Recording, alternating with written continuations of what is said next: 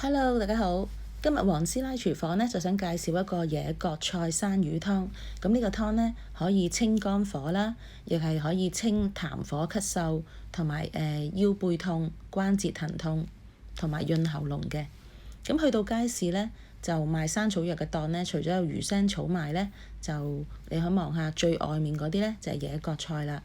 咁佢就寫住清肝火啦，咁同埋就7蚊一紮，咁我就買咗一紮。咁另外山魚呢，就買細條嗰啲就夠㗎啦，煲湯。咁啊15蚊一條啦。另外呢邊大條嗰啲呢，就有成2斤重嘅，咁啊40蚊一斤。咁通常大條嗰啲呢，我就會打邊爐嗰陣時呢，有時會買嚟叫佢起肉，咁我就會切片啦，咁可以打邊爐都好好食嘅。咁今次個湯呢，材料有野葛菜一紮啦，山魚一條，瘦肉或者西施骨用10兩，咁啊南北杏有20克，同埋蜜棗有4粒。咁南北杏呢，有潤肺、止咳、平喘同埋生津開胃嘅。咁蜜棗呢，就有補肺潤燥嘅功效啦，亦係補血同埋健胃嘅。咁蜜棗呢，有時呢，用嚟煲湯呢，就係佢可以減輕一啲有啲材料嘅寒涼嘅性質呢。咁你可以加蜜棗呢，咁就可以緩和返嘅。咁西施骨呢，就要出水，咁其實最好呢就係凍水落嘅。咁豬骨啊或者豬肉呢，都係有豐富嘅營養啦，咁佢可以調養虛弱嘅身體啦，同埋亦可以促進我哋發育嘅。咁出水嗰陣時呢，就大概1至2分鐘啦。咁就撈起嗰啲豬骨啦，咁跟住呢，就再喺個熱水度呢，就放埋條魚落去，咁啊浸一浸佢。咁如果你個水唔夠熱呢，你就開返火啦。如果夠熱呢，就 OK 㗎啦。咁你就用返嗰啲熱水就得㗎啦。咁放條魚落去呢，你會見到佢嗰個表面呢會有啲白色嘅，佢就係嗰啲潺呢，用滾水呢渌佢呢，佢就會出返嚟㗎啦。咁跟住啲南北杏呢，我哋就浸30分鐘啦。咁頭先嗰啲豬骨呢，就出水完啦，咁我哋就洗返乾淨佢就得㗎啦。咁個山魚呢，你浸咗一陣，你見到白色嗰啲嘢出咗嚟之後就 OK 㗎啦。咁我哋就可以清洗返乾淨佢啦。咁山魚嘅營養價值好高嘅，佢又可以促進新陳代謝同埋細胞嘅生長。咁所以好多時候啲人做完手術之後呢，就1個星期之後啦，起碼咁就可以飲山魚湯呢，就可以加強嗰個傷口嘅復原嘅。咁我哋洗嗰陣時呢，就要盡量用把刀仔啦，就刮走佢啲鱗啊咁樣啦，同埋一啲白色嗰啲啦。咁山魚呢，就有去瘀生身嘅作用啦，亦係滋補。咁同埋呢，佢亦可以去水腫、去腳氣，同埋醫治痔瘡啦，同埋癬疥啊，咁嗰啲嘢嘅。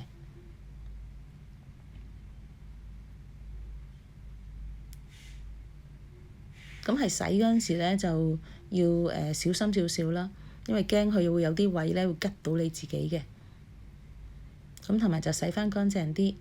咁同埋好多時候啲鱗呢，佢都係個魚檔嗰度都未幫你刮清嘅，咁你有時要自己刮啦。咁喺個肚裡面呢，就會有一啲血塊啊，或者內臟嗰啲，你就再清乾淨佢啦。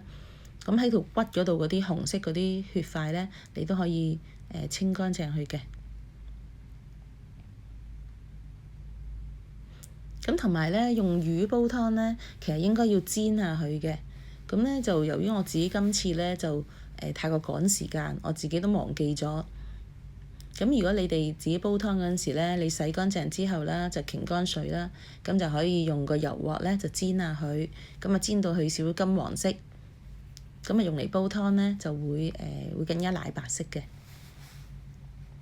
咁呢隻野葛菜啦。咁佢性質呢，其實就偏涼嘅，不過就冇毒啦。咁佢個味道呢，係有少少微苦嘅。咁所以而家我咁樣買一紮呢，就 OK 㗎啦，就唔會太多。如果你太多呢，就可能你個湯會苦㗎啦。咁其實佢有去痰啦、清熱嘅作用啦，咁同埋亦可以治療感冒同埋肺熱咳嗽嘅。咁你可以用清水浸咗佢15分鐘先，因為我哋係成棵用嘅。咁成棵用呢，佢個根部呢就有機會係有泥啦。咁你可以浸咗佢15分鐘之後，先至再嚟清洗。咁你洗嗰陣時咧，就都係要洗翻乾淨嗰個根部啦，因為免治佢會有泥。咁我就係逐棵洗㗎啦。咁同埋咧，講開野葛菜湯咧，其實呢個湯咧我都由細飲到大嘅。不過咧，我細個嗰陣時咧就點解要飲咧？因為我細個嗰陣時咧就有哮喘嘅。咁我媽咪咧就成日煲呢個湯嘅。咁好啦，頭先嗰啲菜洗好咗啦，咁我就用咗2.5L水，咁就將個菜落咗先，水滾我就將個菜落咗先啦。咁落完之後咧，就再落其他材料啦。呢個係豬骨啊嗰啲啦。咁蜜棗咧就要剪開佢嘅，咁佢先會容易出味嘅。咁生魚咧，你哋應該有時間就應該煎下佢嘅。咁個魚咧我就放喺頂，咁樣咧我就煲完湯之後咧，個魚都可以食翻啦。咁同埋咧而家就可以唔使用嗰個煲魚袋。咁同埋你咁擺面咧，嗰條魚咧就唔會爛嘅，即係你唔好攪佢咧，佢就唔會爛嘅條魚。咁佢啲骨就唔會話整咗落啲湯度啦。咁我哋冚翻埋蓋啦，就大火煲佢15分鐘，跟住就可以轉翻細火，就煲佢1小時。咁呢個湯咧就都好好味嘅，但係我細個嗰陣時咧就都飲到怕咗。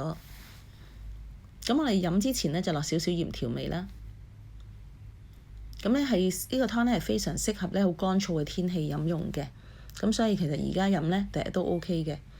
咁我細個嗰陣時咧就因為我話我有哮喘啦，咁我媽咪咧就成日煲呢個湯，一個禮拜咧起碼煲2-3次。咁咧但係佢咧就煲得好苦嘅，我諗佢用咗好多野葛菜。咁所以我細個同埋佢又加羅漢果啦。咁同埋我自己咧當時我唔中意飲甜湯嘅，我覺得好難飲嘅。但係而家我煲呢個湯咧係好味嘅。咁你哋可以跟我嗰個方法煲啦。咁咧同埋咧因為細個有哮喘啦，咁我病緊嗰陣時我有食西藥嘅。咁但係咧就平日咧就媽咪成日都煲呢個湯。咁我唔知係西藥有幫助啊，定係呢個湯都有啲幫助。因為咧我去到6歲度咧，咁個哮喘就斷咗尾啦。咁咧係完全冇事啦，即係到我而家咁大咧，我都冇呢個問題啦。咁你間唔中都可以煲呢個湯試下啦。咁如果中意我條片嘅就 like、share 同埋 subscribe 我 channel 啦。咁同埋喺我個 channel 裏面咧有一啲播放清單嘅，咁你有時間嘅都可以撳入去睇下啦。咁其中有一個咧就叫郊遊樂啦，咁係有啲本地嘅行山片嚟嘅，咁嘅風景都好靚嘅。咁同埋喺我片下面咧有紅色訂閱嗰個位置啦，撳咗之後撳埋隔離個鐘仔，選擇全部，咁啊訂閱成功㗎啦。咁係費用全免嘅。咁如果中意條片，仲可以 like 埋佢添。咁我哋下次再見啦，拜拜。